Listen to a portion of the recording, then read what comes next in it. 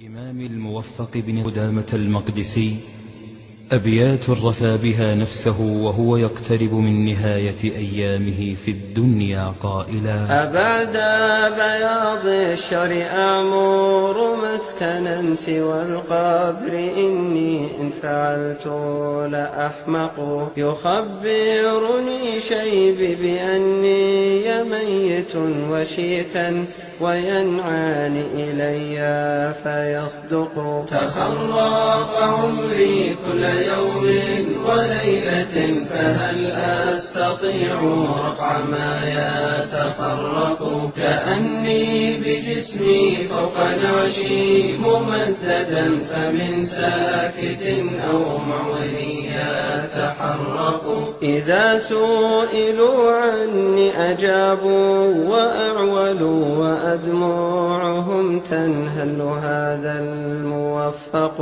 وغيبت في صدع من الأرض ضيق، وأودعت لحدا فوقه الصخر مطبق. ويحثو علي الترب أوثاق صاحب، ويسلمني للقبر من هو مشفق.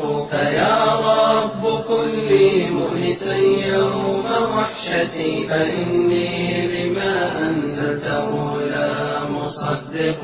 وما ضرني إني إلى الله صائر، ومن هو من أهل أبر وأرفق. وما ضرني إني إلى الله صائر، ومن هو من أهل أبر وأرفق. وما ضرني إني إلى الله صائر، ومن هو من أهل أبر وأرفق. وما ضرني إني إلى الله صائر، ومن هو من أهل أبر وأرفق.